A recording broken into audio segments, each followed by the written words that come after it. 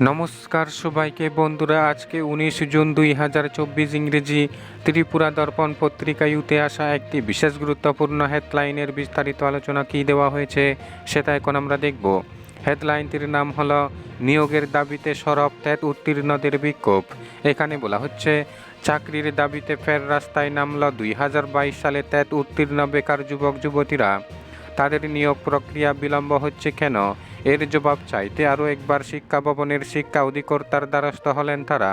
কিন্তু দপ্তরের আধিকারিকের কাছ থেকে সুস্পষ্ট কোনো আশ্বাস না পাওয়ায় স্বাভাবিকভাবেই এখন অনিশ্চয়তায় ভুগছেন টেট উত্তীর্ণরা। তাই সংবাদ মাধ্যমের মুখোমুখি হয়ে বিষয়টি খতিয়ে দেখে অবিলম্বে নিয়োগ প্রক্রিয়া সম্পন্ন করার জন্য রাজ্যের মুখ্যমন্ত্রীর কাছে কাতর আর্জি জানান বেকাররা। বিধানসভা নির্বাচনের আগে রাজ্য সরকার বিভিন্ন দপ্তর সহ শিক্ষা দপ্তরেও নিয়োগ করে প্রচুর সংখ্যক শিক্ষক, তাও আবার বহু লড়াই আন্দোলনের পর টেট উত্তীর্ণদের থেকে শিক্ষক নিয়োগ প্রক্রিয়া সম্পন্ন করা হলেও রাজ্যের সরকারি স্কুলগুলিতে এখনও প্রচুর সংখ্যক শিক্ষকের পদ শূন্য রয়েছে। এতে করে স্বাভাবিকভাবেই সরকারি স্কুলগুলিতে ব্যাহত হচ্ছে নিয়মিত পঠন পাঠন। অথচ টেট পরীক্ষায় উত্তীর্ণ হয়ে মাসের পর মাস চাকরির প্রত্যাশায় প্রহর গুনছেন একটা বড় অংশের বেকার যুবক যুবতী।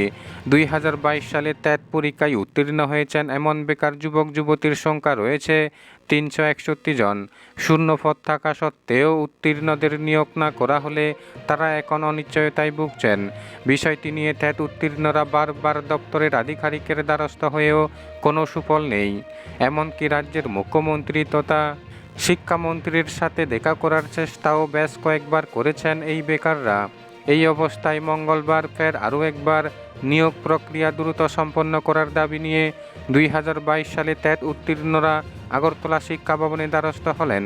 কবে নাগাদ তাদের শিক্ষক পদে নিয়োগ করা হবে, নাকি আবারও তাদের নতুন করে কোনো জটিলতায় পড়তে হবে, মনের মধ্যে এরকম নানা প্রশ্ন নিয়েই এই দিন শিক্ষকতার চাকরি প্রত্যাশী বেকাররা দ্বারস্থ হন শিক্ষা ভবনে।